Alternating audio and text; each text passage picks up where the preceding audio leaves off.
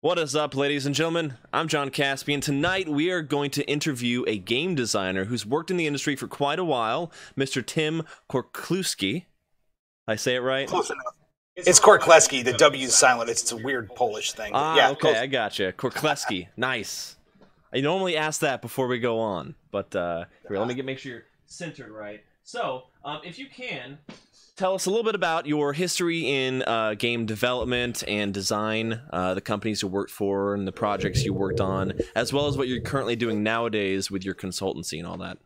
Yeah, so I have been working off and on with various different companies through, it all started with playtests. So, you know, for those of you out there listening that want to get into game design, I cannot recommend enough going and play testing with various companies. So if you find miniature games that are looking for play testers, jump in and do the work. That's really where I got my start, between Weird Miniatures with Malifaux, obviously Cool Mini or Not, which I actually went on to work for with both Dark Age and some work with Wrath of Kings. Not too much on Wrath of Kings. But a lot of my development work happened when I was still over at Cool Mini or Not. I helped a lot on the initial iterations of games before they started going out to the playtesters. So if you want to call it more of the alpha testing before it went to beta. So there was a lot of that involved. Miniatures and role-playing games have always been my forte. So when it came time to that, like, that was typically my wheelhouse when it came time to the game design. Mm-hmm. So obviously, after taking a lot of time doing the play testing and kind of learning what works in games, what doesn't work, and again, that's a very subjective thing, right? You know, opinions vary wildly on that. So even though I might say things tonight, you know, keep in mind it's my opinion. There's a lot to be, you know, looked at for that. So from there, development wise, I went on and I actually started working on my own system called the Morpheus engine, which I actually use to power a lot of different games. The first one that we're probably going to be talking about the most tonight is Ragnarok, which is the first title I have coming out through Osprey. And then I have another one coming out down the road that I can say the title. It is called Skull and Brimstone. Oh, that sounds good. Yeah, that is going to be a fantasy pirate game. So that one's going to have all of the elements of every Errol Flynn movie you've ever seen, along with Pirates of the Caribbean, all the way up to Moana and everything else in between. So I'm drawing a lot of inspiration from a lot of different sources when it comes time to that. So, well, when I say Moana, keep in mind it's more Maui, less Disney, more the real Maui. More the real thing, yeah. Yeah, the Polynesian side of it. Mm-hmm. You know, I like to tell people with that one, it is the high action of Pirates of the Caribbean combined with Pirates of Darkwater. Okay, nice. So, but that one's not going to be out for a while. So if anyone's got questions about that, too bad I can't answer that for quite some time. Right. But Ragnarok is coming out at the end of May, right? Yes, that one is actually coming out May 21st is the official street date for that one. So you should be able to pick it up at all your local retailers on May 21st. Pre-orders are being taken now for it. And then I've also just kind of going ahead with that. I also have 2 expansions I'm working on for it right now. That's awesome. That's awesome. Can you tell us a little bit about overall, in terms of game design, how do you approach it? I know it's a broad question. I could get more specific if you need to. In terms of game design for miniatures, and then do you go large? Do you go small? Like, how in depth do you get? Do you get really crunchy? That kind of stuff. What's your favorite thing to do, like when you're making the game to begin with? Right. So for me, I think the first thing that I always look at is this is kind of a weird approach, but I feel that it helps, is that what you have to look at it from what kind of game are you going to make? And with that statement of what kind of game are you going to make, the feel and the attitude of the game plays a big part in it, right? So, you know, where if you look at a lot of miniatures games out there now, Malifaux has a different attitude than 40K. Right. You know, 40K has a different attitude than Gangs of Rome. So, you know, each game kind of, you know, attitude is, for me, it's just kind of the term I use because of the fact that it kind of goes with the feel of the setting, the feel of what kind of miniatures you're going to design, or like miniature entries, I should say, you're going to design. So for me, that's always where I start with it. So from there, you kind of look at it and go, okay, so out of the attitude that I've presented, what seems to be the key elements, like when you start breaking down what that attitude is, what are the key elements that I want to see implemented in gameplay for lack of a better term. So in the case of Ragnarok, the full title is actually Ragnarok: Heavy Metal Combat in the Viking Age. Yeah. So it draws a lot from, like, if you listen to any like Viking metal, like Amon Amarth, like you look at the covers of like those Viking heavy metal covers, and it's always like some dude single-handedly just like taking on fire giants and things of that nature, lightning bolts in the background, explosions. It's like a Michael Bay movie mixed with Mortal Kombat, kind of all in one. So with that, when I started designing Ragnarok in this case in particular, I really looked at it and said, okay, what are the things I want to see? Well, I wanted to stick somewhat to traditional Viking culture, so I did a lot of research on that, but I still wanted to make it my own. And a lot of that was kind of like, okay, if I were to play this game with a heavy metal soundtrack going on in the background, and like if I were to, I guess if you want to call it animate this, heavy quotations on that, what are things I'd like to see? So, you think of like over the top video games and, different, like Mortal Kombat is kind of something I kept going back to. And one of the things I really wanted to incorporate was like, okay, well, I don't want there to be the traditional gods. So how do I get around that? Well, simple. Ragnarok happened differently, and all the Aesir died. Okay, cool. So how do we approach that? So that means that in this case, that the war clans, the models that you hire into the war clan is basically your army, are trying to become the new gods of what's left of the 9 realms, and now there's only 8 left. Asgard as a whole is completely gone. It blew up. Dang. Okay.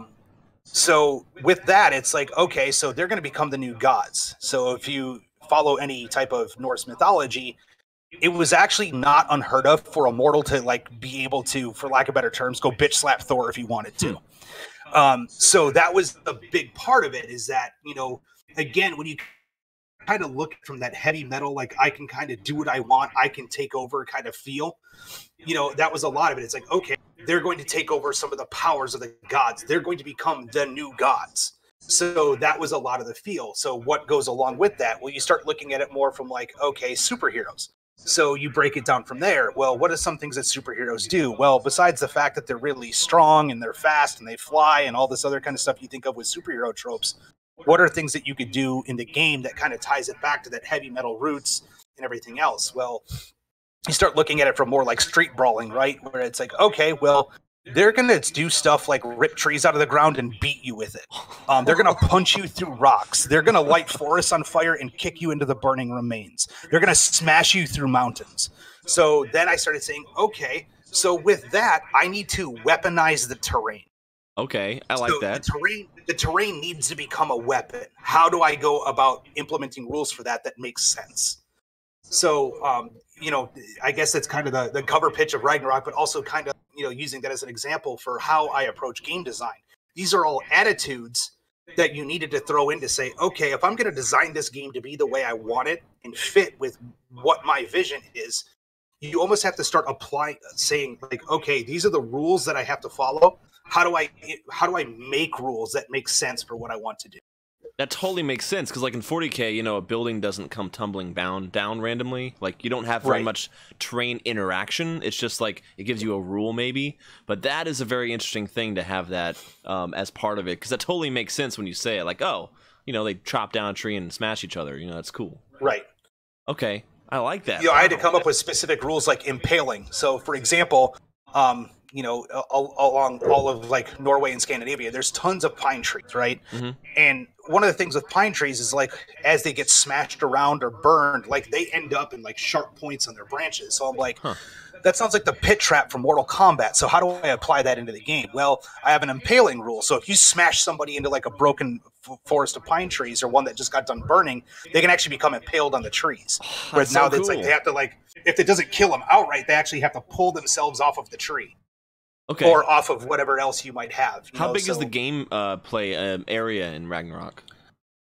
So for 2 players, it could actually play on a 3x3 board. I did design it to be kind of in your face as fast as possible. It can scale up actually with this one. So you could actually play on a 4x4 for 2 players, or 4 people can play on a 4x4. You could actually have up to 6 players on a 6x4 table. Well, that's cool. Wow. Oh, yeah, is it alternating activations or you go, I go? It's alternating activation. So I'll activate a model and whoever else is next. If we're doing multiplayer, it's typically a dice roll-off to kind of determine how the initiative goes. Gotcha. And that's easy to keep track of. That's something to where I've done it is just like I write 1 through 6 on poker chips, and after we figure out who's got what, we just say, okay, this is how it goes. There's many different ways to go about doing that, but it's typically I'll activate a model, you'll activate a model, and back and forth. But there are certain rules in there that do break that cardinal rule. Yeah, the other day on Friday we were talking about things from a store perspective in terms of game design. One of the things was scalability of rules complication. So how does it work with Ragnarok in terms of how you designed the easiness of getting into the game versus how you develop more advanced rules later on, or all that? Yeah. So part of that goes back to when I started developing the Morpheus engine. I'm sure there will be certain people that listen to this and say, wow, that just sounds lazy. To me, not so much. So for me, what it comes down to is I really wanted to try developing a core system that could work with anything.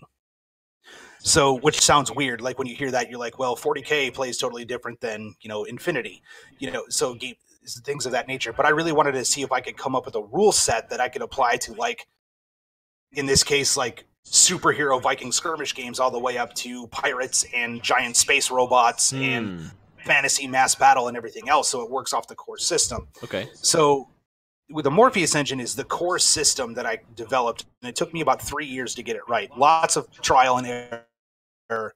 Back to, again, if you're play testing your own stuff, you're going to create a lot of stuff that looks great on paper until you play it. Then you find out that that's hot garbage and you got to start all over again. But so with that, lots of trial and error, lots of people, constructive criticism, ripping it apart so I could build it back up. I got to the Morpheus engine core rules. So if you were to just play the game with just the core rules, it's going to feel very, very, very vanilla. Okay. However, by adding in all the extra stuff for Ragnarok between the god powers, the weaponized terrain, the different monster encounters, the way scenarios are played out, then it completely changes the way that the game plays compared to the vanilla rules. However, kind of taking that into Skull and Brimstone, the Morpheus engine's also used in Skull and Brimstone. So if you've played Ragnarok in this case, and you know the core rules of Ragnarok as far as the Morpheus engine rules, you could just skip right to the additional rules section of Skull and Brimstone and figure out how to play within minutes. That reminds me of the Savage Worlds RPG series. Yeah, or the GURPS setting. GURPS was always the one that I went back to on that, because GURPS, from a design standpoint, is something that I was always fascinated with growing up, especially like I started very heavy in RPGs before I got into miniatures. And I always liked the idea of like this very vanilla system that when you plug in all this other stuff, becomes something way more than it was before. And even though, like, yes, you're using the same core system, every game feels different because of the different plugins, if you want to call it that. Can you describe a little bit about how Morpheus works as a vanilla system? Yeah, so the way that it works is you only need 3 dice for the game. You need 2 6-sided dice and a D8. Okay. Most of the bulk of your rolling is done on a 2d6. So the way that it works is very similar to War Machine, where everybody says like your target's always 7s, right? Because you're going for the bell curve. The way that it works is that you compare stats. So for example, if you and I are fist fighting, right? So let's say that your defense is 2, my melee attack is 2. There's no advantage. So on 2d6, 7 or better will mean that if I'm attacking you, I will hit you on a 7 or better. Okay. Now, where it starts sliding on that scale is, let's say that my melee attack is 2, your defense is a 3. Well, because you're 1 better than me, I need an 8 or better to hit you. Gotcha. So, and then if you flip that around, if my melee attack's 2, I hit you on a 6 or better. And that scales based upon how much there is a separation between the different stats. So that means if you have like your kind of typical human, right, where it's human warrior who's got like a melee attack of 2, well, then they're going up against something like a giant, dragon that might have a defense of 7. It's going to be really, really hard for him to try to hit that dragon. That totally makes sense. Okay. Yeah, so based upon that basic sliding scale. You're able to add in all the extra stuff that will go along with that, such as like special abilities, special, I guess you want to call it like, so like in this case, God powers are just generic special abilities where it might be like, okay, well, if you're knocked prone, this will happen. If I light you on fire, it will happen this way. So it helps stack a lot of that stuff in there, but it's all handled off of that core engine. So if you understand like stat versus stat or stat versus target number, this is what I need to roll, you're good to go. Okay, how does the D8 come in? So the D8 is actually used for different games. The most common way is as a scatter die. So for example, if you huck a fireball, right?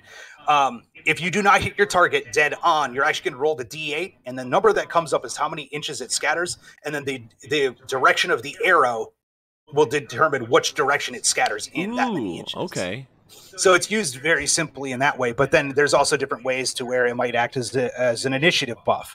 There's certain games like in a couple of the expansions coming up where you actually will fight the avatars of the Veneer, because the Veneer are still around, where if you roll on your encounter chart, you roll a D8 with it.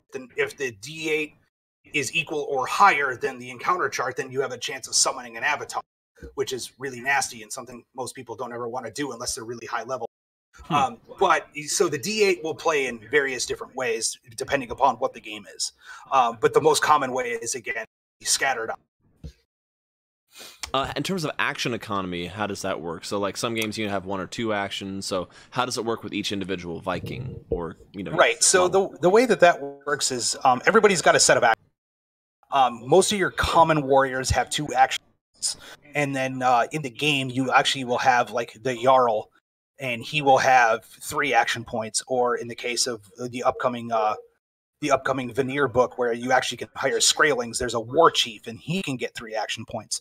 The game actually goes anywhere between 1 to 4 action points, depending upon what the model is. Okay. And so that's typically the way it's done. The more action points you have, obviously, you do, and that's just kind of how the economy of action work. So the way action points work is it's typically you can use them in whatever combination you want. Be it if you got 2 action points, it could be move, move attack, move shoot. In the case of like sometimes you might want to charge, so you actually get a charge attack as a combination of your movement and your melee, but you get bonuses if you move a certain distance. That's so cool. There's a lot of different ways to do it, and one of the other ways you could do is focus. So if you need to shoot something but they're really far away and behind cover, you can do a focus action to give you a bonus to your range attack ability. So you can actually say, I'm going to focus and then shoot. Or if you get a bow and nobody's really paying attention and they're out in the open caught with their pants down, shoot, because, well, you're that guy. So in general, when you're thinking about like possible actions, it's pretty straightforward in terms of if a person could do it, then my character could do it. Yeah. And then there's also like the generic interact actions in games. And interact actions typically are anywhere between 1 to 2 action points depending upon the difficulty of the action. So for example, in Ragnarok, there's certain secondary objectives where you might get something like the home gang, right? Where you actually will kill a model and then you will take its head and stick it on a secondary objective. And when you do that, you get a certain amount of points for doing so. That's so cool. So in that case, as long as you're not engaged in melee combat, you're in base-to-base contact with the secondary objective marker, your action could be with those 2 actions. I'm going to move, and my second one is to interact with the secondary objective marker to plant the head on the spike. Oh my gosh, that is so cool. So, or in the case of like, if side between opponent, okay, we have a forest we can light on fire. Well, do you have fire powers? No. Okay, so it's going to be 2 actions to light the forest on fire. Gotcha. So that means that as long as you're not in base-to-base contact, you could say, well, my 2 actions for this model is to light the forest on fire. Wow. Really working that one, what is it, the thin stick that you have to put against the kindling? Yes. Are you rubbing it back and forth really quick for the... Yes. Unless you just get fire powers. You're like, I'm just going to shoot a flaming arrow over into that forest, and I'm just going to keep walking away. I'm not even going to look at the explosion as I do it. How does one build your warband for the Vikings? Yeah, so the way that it works is so there's an economy scale in the glory, right? So I was at first toyed around with money. I'm like, that doesn't make sense. We're talking Vikings here. Glory it is. Right. So everybody gets to start with 800 glory. Now, the way that the game works is that you always start with human Viking warriors, right? Because you're sifting through the rubble of Midgard. So you have to start with anywhere between 6 to 12 models. One of those has to be your Jarl, or in the case of the second book, a war chief. So with that said, you hire the models, and then with that 800 glory, you will also use that to buy equipment. So it's not like a Jarl comes with, like, if you buy the Jarl, it comes with this weapon and this armor. You could actually make a Jarl where he might not wear any armor but carries a spear. Ah, gotcha. Or, like your spider, which is kind of your scout. You may decide that, okay, I really want to give him like leather armors to last a little bit better in combat, and I want to give him throwing daggers right now because I don't have the money to buy him a bow.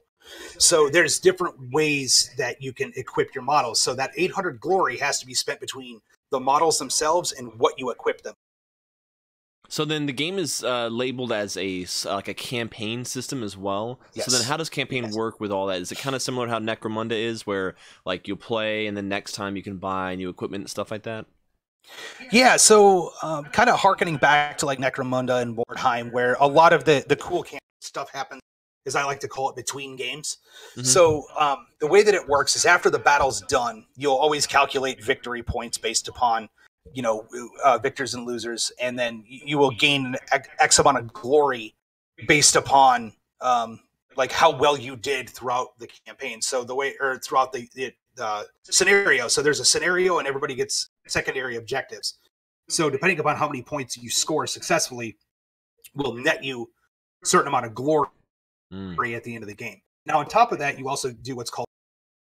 So when the game is done, you'll roll on the rating chart based upon how many survivors you have, and depending upon how well you roll, you'll end up with more glory. You might just find common equipment, single-use items, magical weapons, legendary items such as Muldir. Remember, dead, so his hammer's still out there.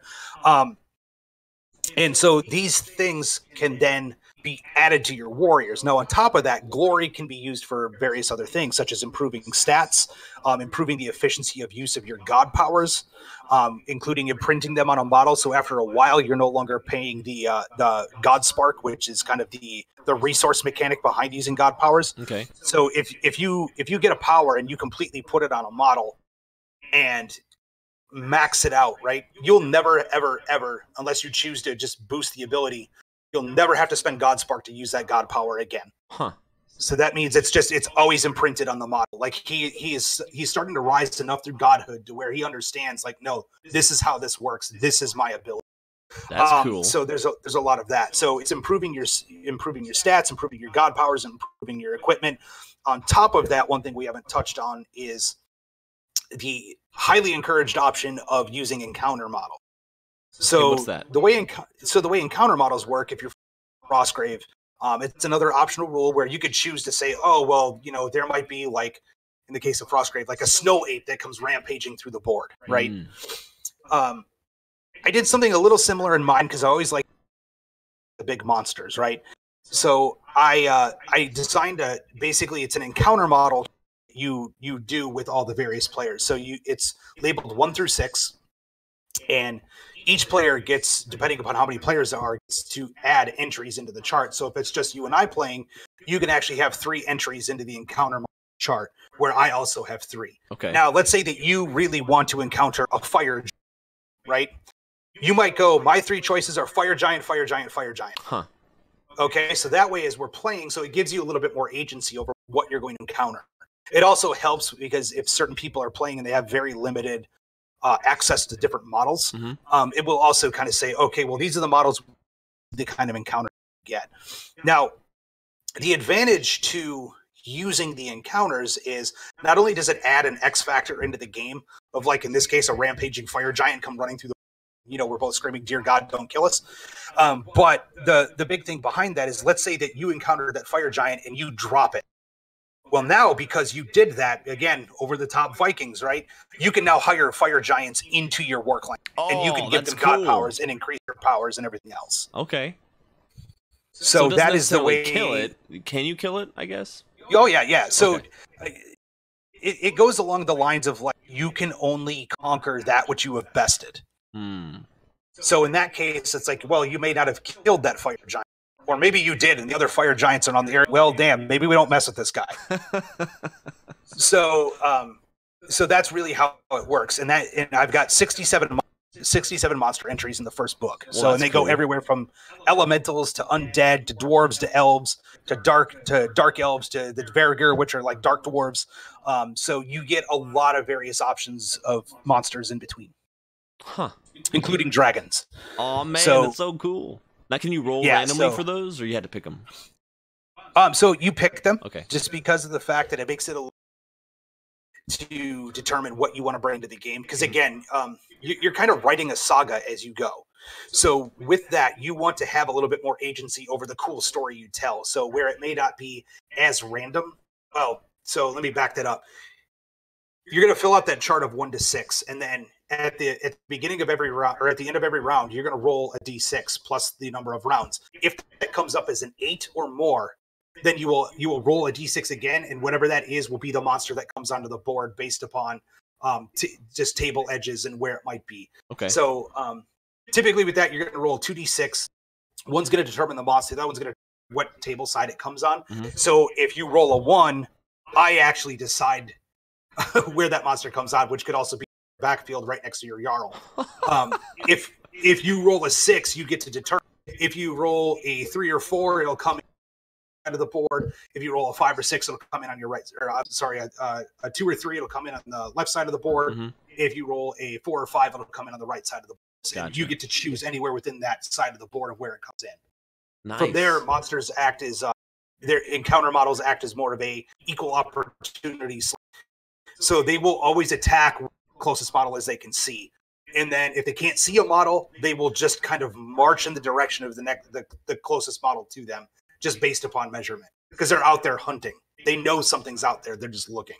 Right. So then what are the scenarios like? 'Cause it sounds very, I mean, the whole thing is very lore heavy, right? So everything feels like it. So then what kind of scenarios are we going to encounter? So the scenarios that you're going to count in the first book, I don't want to say you're going to be stuff you coming up in some of the later on books. It's a lot more. Mm-hmm. So a couple of the scenarios is like a troll raiding party where you actually start with 3 trolls on the board. And basically your job is to kill them because they've been rampaging through the area and just making everything a living hell for everyone. And if you can end up running off the board with the most troll heads, you actually win. And then the troll king, which is a boosted stat line of a troll, will actually give you more points if you kill the troll king and carry his head off the board. You've also got like the Dead Dragon's Horde, where you're taking treasure and you're trying to run off the board from it while trying to fight undead. So there's a lot of different things that happen in the game. One of them is actually fighting over a fragment of Bifrost Bridge because the Bifrost Bridge has been broken. Oh, that's cool. So, and then of course, one of the things I really wanted to do, because again, being campaign based, if people are playing from book 1 all the way through book 3, which is kind of the final book of the main arc of the series, the characters would be very, very, very. So kind of scaling that up and giving you guys a sneak peek of what the scenarios will be. There's actually one scenario in the 3rd book where you are literally fighting on the back of Jormungandr, the world serpent, as he is swimming through the ocean and trying to take bites out of you. That is so cool.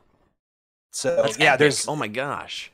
Yeah. And that was, again, kind of going back to attitude. That was the kind of stuff that I really wanted in the game.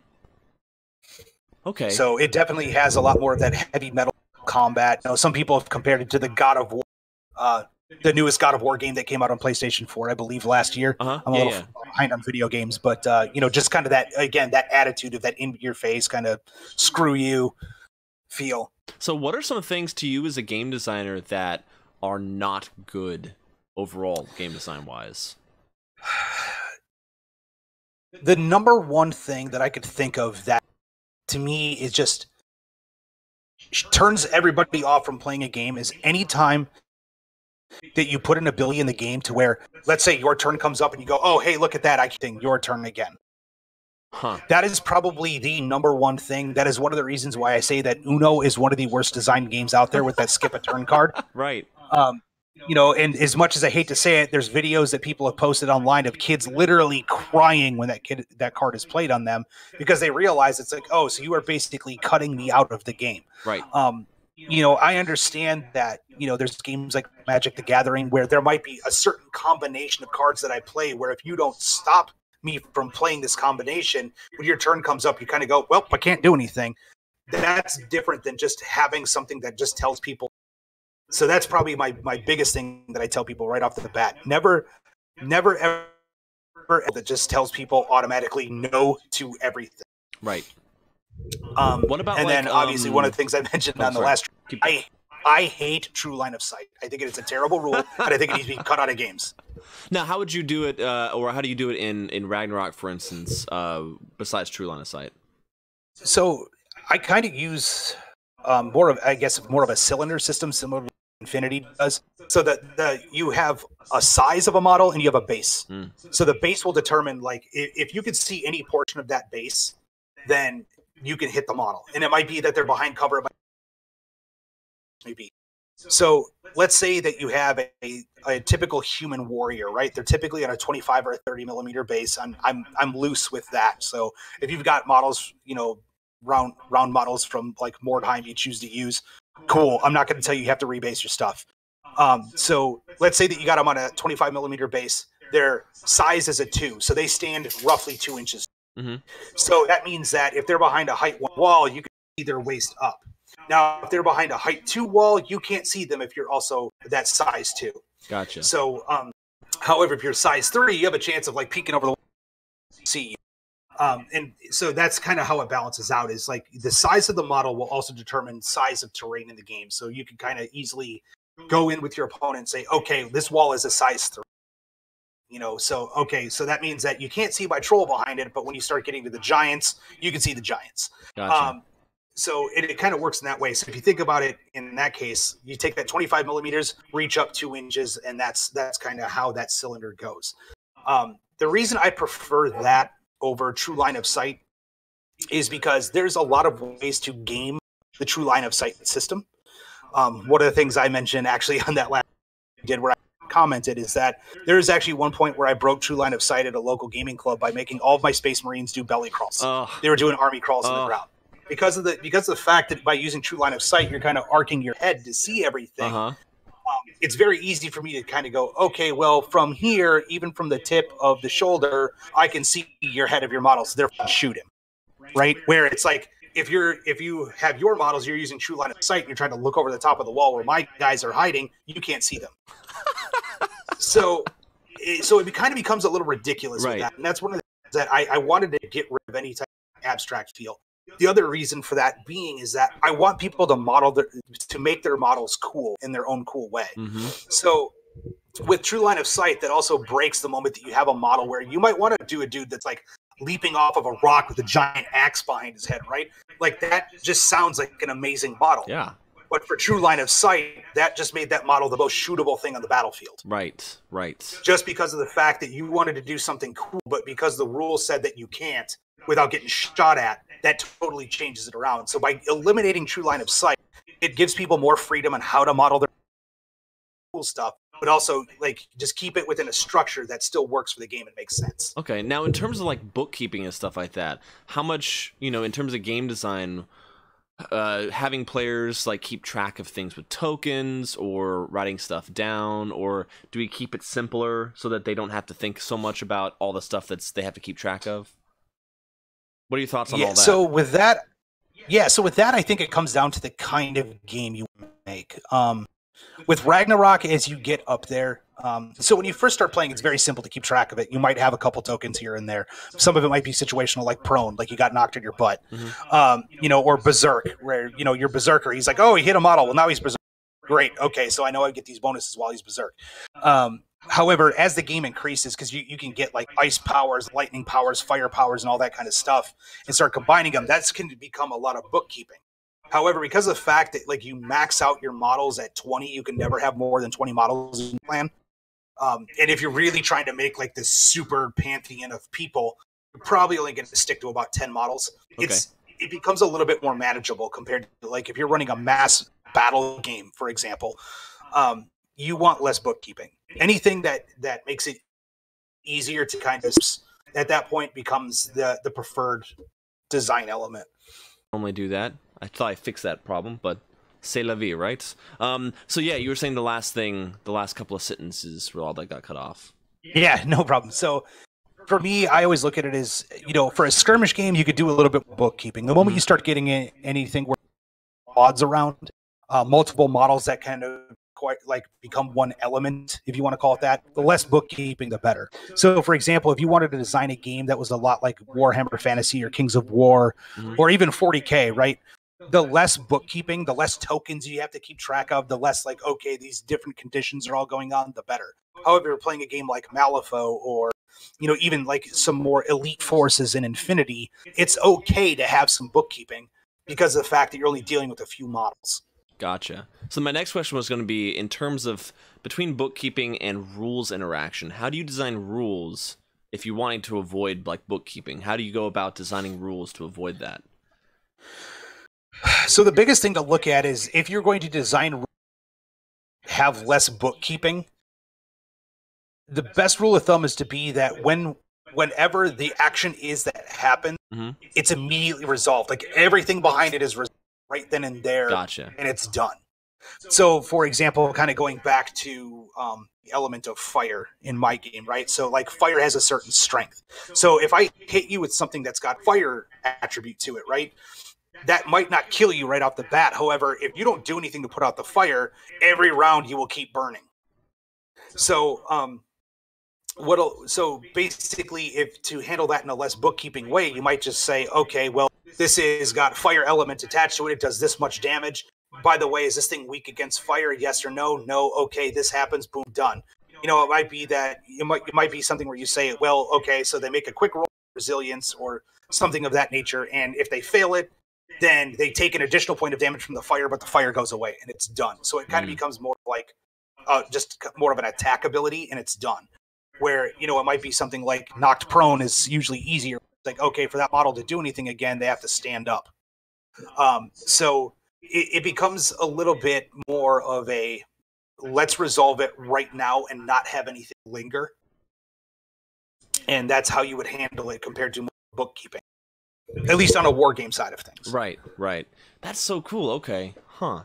So now, in terms of the design decision for smaller model counts, what is that versus the big game scales and stuff like that? So with that, what it really comes down to is you have to, again, kind of going back to you have to kind of look at it and be like, envision in your head, like, what kind of things would you like the models to do? So in the case of like smaller skirmish games, most people automatically, especially in more campaign-based games such as, in this case, Ragnarok or Mordheim, Necromunda, people always harken back to the RPG elements of the games, right? So you want models to be able to climb walls, jump over gaps, just do more stuff other than I have sword swing attack. Where if you're designing much more of your mass battle game, you have to look at it more from like eye in the sky, right? Compared to being down in the trenches with the individual models. Okay. Where in your campaign style games like that, like even Necromunda, you name everybody, right? Like your gangers all have names, unless you just say, well, this guy's going to die, so he's Ganger 1. So when you're looking at it from more of that from the trenches, you want to have more stuff that individual models can do. Where if you were to take it and, kind of go to that eye in the sky, which is technically like what 40K and Warhammer Fantasy and Kings of War and games like that are, like you don't care that Space Marine's brother Steve. He's just like one guy out of a unit of 10. Right? So he's kind of there to just add his bolter shots with the rest of these guys over in this direction to hope to kill more gene stealers. So when you start looking at it from that side, you have to okay, what's easier to follow? So from, again, my opinion on this is less bookkeeping for mass battle games is easier to, because at that point models just kind of add to the strength of a unit, and as they die, like you either in this case roll more dice, your attacks get weaker until that unit goes away. So that where with your, again, kind of going back to your in the trenches games, having more rules to allow models to do more stuff is more viable. Interesting. So, okay. Yeah, so hopefully that kind of answers the question. It does. About curving way. I never even thought about it that way, but that totally makes sense. Yeah, eye in the sky versus in the trenches. That's so cool. Yeah. Wow. So then with Ragnarok, so we know it's releasing in, you said May 21st, the street date. Yes. Now you're going to be doing some demos because you live in the Atlanta area, right? Yes, I do. I actually live up in Lawrenceville, which most people say is basically Carolina. So you'll be able to maybe come down to Gigabyte sometime. We can do a stream of the game so people can see how the gameplay is. Yeah, absolutely. I've got some quick demo forces I kind of went there that I was actually running this last year at Adepticon to show people that, yes, it is under development. Yes, it is coming along quite nicely. So it will give everybody a taste of what the game is about from a starting level. So you'll see how God powers work. It may not seem as impressive as what they normally would be, but you'll get a feel of like how the game works, how the game plays, how God powers can have various different interactions with different things you want to do. Some simple encounters that you could throw in there. So you get a chance to see a little thing. Now, you mentioned on our stream the other day, it's a model agnostic. So Osprey Games has some things like Gaslands where you might go and get the little racing cars, you know, from what was Toys R Us. Rest in peace. But then with this, you said it was kind of a guided agnostic model. Can you explain that? Yeah, so going back to more of the business side of things, if you decide to make a miniatures game and you decide that you want to make your own miniatures, you know, this is kind of a sidebar on that, but you're looking at accruing a lot more expense than what you thought you had in the beginning. Right. Because now you're looking at 3D sculpting models or traditionally sculpting models and paying for that, paying to get it molded, paying to get it made, paying to get packaging for it, paying to get it out there into the world. Where if you just decide to write a rule set, it's just that, where you're paying for the rule set and that's it, you know, as far as like artwork, editing, making the book and everything else. So for me, I have a ton of models already, lots of different games. So for me, I always like the idea of agnostic, where I can use stuff that I've already got painted, or I might be inspired to go out and buy models for the game because of like I really do something different. So for me, I kind of have guided miniatures agnostic. So Bronze Age miniatures, David Soderquist is an amazing sculptor out of Utah. He is one of the official, and I'm using heavy quotations, official miniature sculptors for Ragnarok. So all of his stuff, for the most part, is featured in the book. 90% of everything in the book is Bronze Age. Nice. Footsore miniatures, well, now War Banner, because it was brought into that fold. Andy Hobday, good friend of mine, he allowed me to use a lot of the Vikings footsore in the game, so they're an official model line. I'm good friends with some of the folks at Reaper, so Reaper is actually an official. Well, that's awesome. Yeah, so it makes it much easier for those monsters. And then there's a couple other companies such as Don't Panic Games and Cyborg Monsters Miniatures that have said, yes, you have my full authority to say that these are official models for the game. So because again, I want to get permission from everybody based upon what my vision is. Right. So yes, you can go out and buy that Gripping Beast plastic box set of Viking men and be perfectly fine with that, or the Frostgrave Barbarians box set and be perfectly fine with that. Or if you have like a bunch of old Chaos Marauders from Warhammer, that's also perfectly fine. But yes, there are certain lines that I encourage people that are like, okay, I don't have models for this game. Where should I go? That way I can nudge people in the proper direction. And it also helps retailers as well. Because if you just go full miniatures agnostic and say use whatever you want, that doesn't necessarily help a retailer stock what people see as the vision of the game. Right. So, you know, in this case, me saying, hey, yes, I'm miniatures, but these are the official lines, I can nudge people in the direction to say, okay, so in this case of Gigabytes, David, you can get stuff from Bronze Age Miniatures. You can get more Vikings from Footsore. You can get this stuff from Reaper, and this will all be official for Ragnarok. So that way, the people that are actually selling it, which is the retailers, have something else that they can help kind of upsell the game and get people. And then what overall scale is it with the miniatures? At 28-32 or 28 to 32? Okay, cool. That scale is so interchangeable in a lot of ways because true 28 is different than like the 28 millimeter from Games Workshop. Right, the heroic 28, they call it. Yeah, which is basically 32. Yep. So because not everybody is the same height, going between 28 to 32 millimeter just makes things look a little bit different. You might have Vikings that are bigger than other people. Mm-hmm. It's going to happen. So as far as that goes, that 28-2 is really where it falls in. So a lot of your standard 28 millimeter terrain is going to work. Nice. That's awesome. Now, what else do people need for the game? So you have the book. Do you need anything else besides the models in the book? A pencil, because in the back of the book, and we're actually going to have it on download your Workland roster sheet. Because you're going to be changing up your rosters quite a bit. Right. Just because you have that model modeled with a spear doesn't mean he's always going to have a spear. Something can happen to that spear. It could break. He could end up getting Mjolnir. He's running around with Mjolnir. So it's there's a lot of different things that could happen. So having a pencil with the Workland roster is good. The 2d6, the d8, a tape measure. I typically just get like standard acrylic tokens that you can dry erase on. Oh, right. For the different effects that might happen. Again, as the game goes, having a lot of effects that kind of stack. So those are really handy.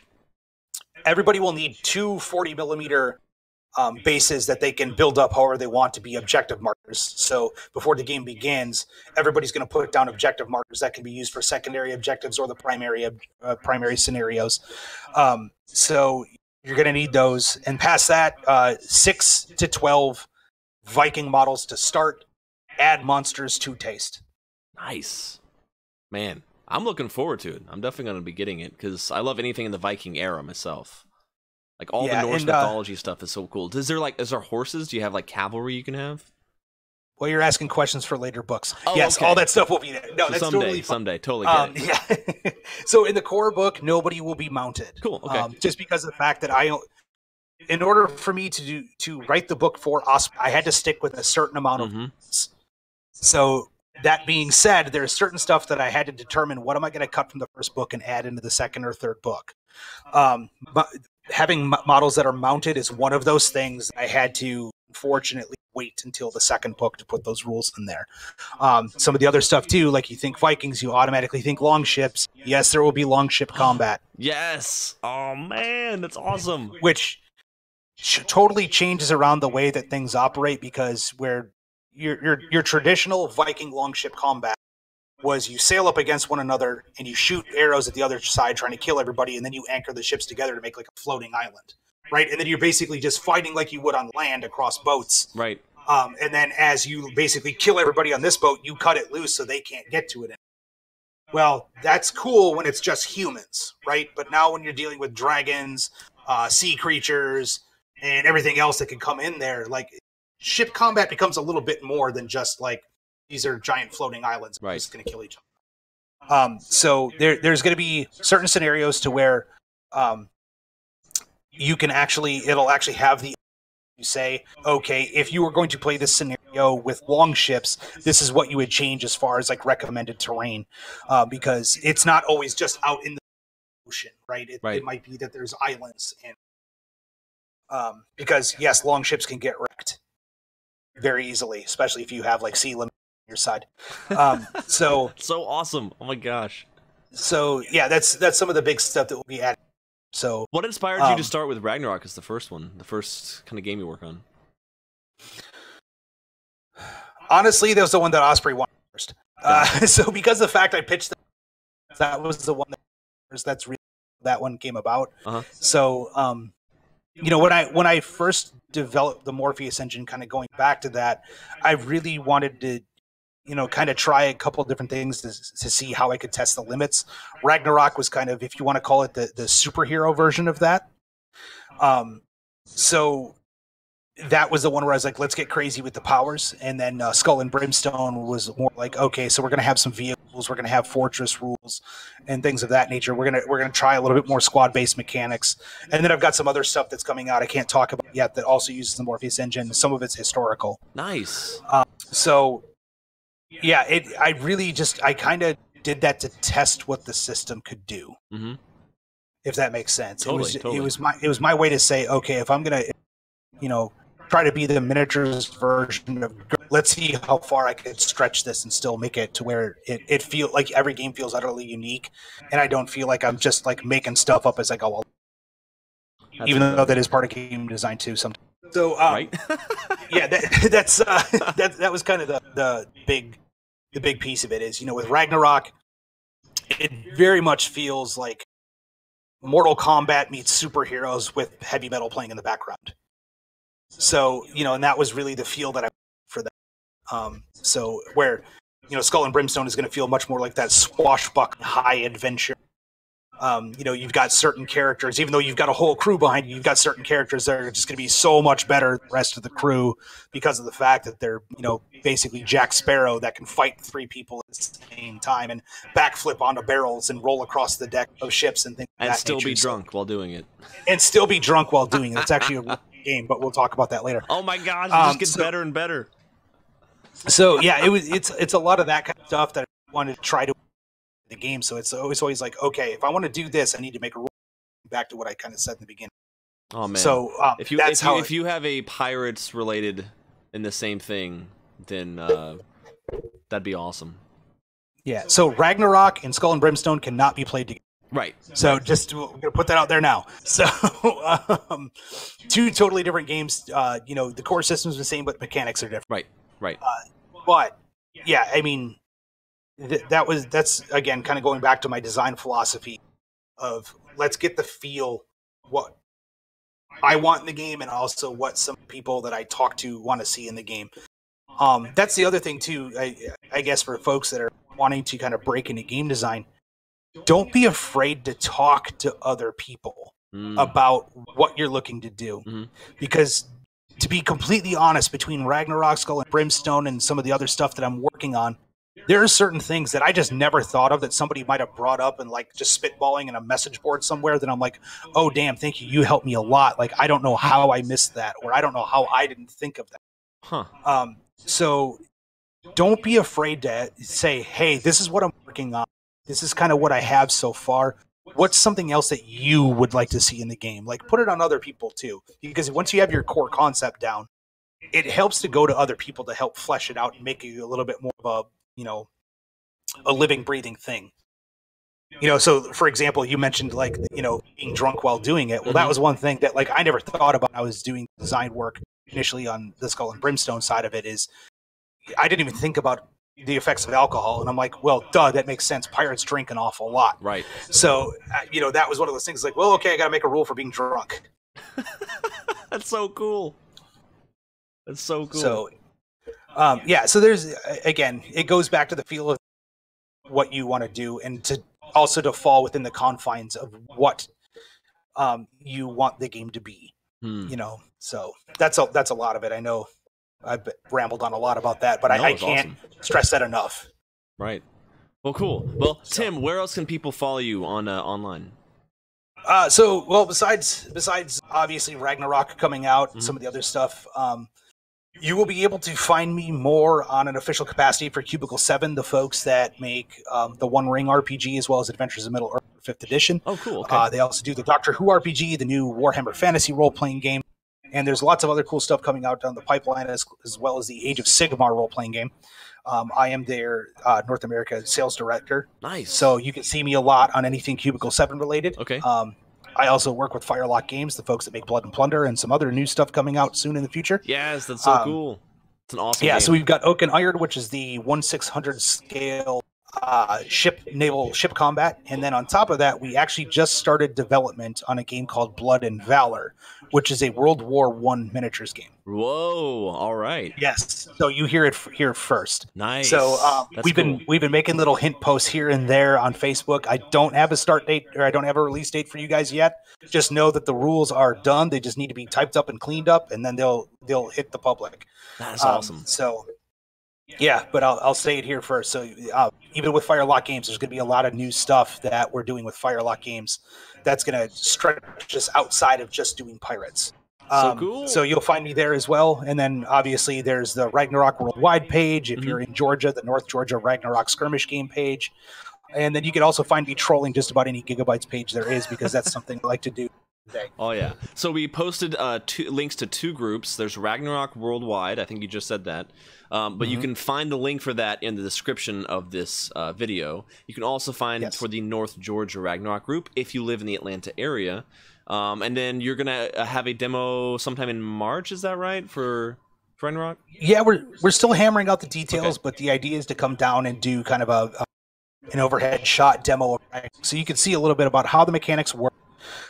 You'll get a taste of how the god powers work and how they can interact in different ways, as well as you'll get a taste of weaponized terrain. You also get a taste of how encounter rules work. And then we'll hopefully be able to stream that so people can watch all around the world. That'd be great. That'd be awesome. Awesome. Tim, thank you so much for talking to us tonight. Everyone, you can follow Tim. Check out Ragnarok. I'm looking forward to playing it and getting it and showing some people some awesome Viking action. Yes. Thanks for talking tonight. Yeah, absolutely. One last thing I want to throw out there, too, if you get a chance, check out the Skirmish. It's actually a podcast that Nicholas Bogart and I run. Nick's been doing a lot of streaming lately for the miniatures game. Oh, nice. But we do cover a lot of indie games of RPGs and miniature wargaming. So that's something else to check out as well. Absolutely. What I'll do is I'll put it in the comments and then edit the description of the video so people can see that as well. Yeah, of course. Sweet. Awesome. Well, thanks, Tim. Thanks, everybody, for watching. And then you'll be able to find this if you're watching it live on Facebook, YouTube, or Twitch. You can see it on our podcast in a couple of days. So, awesome. See you, everybody. Have a great night. All right. Bye.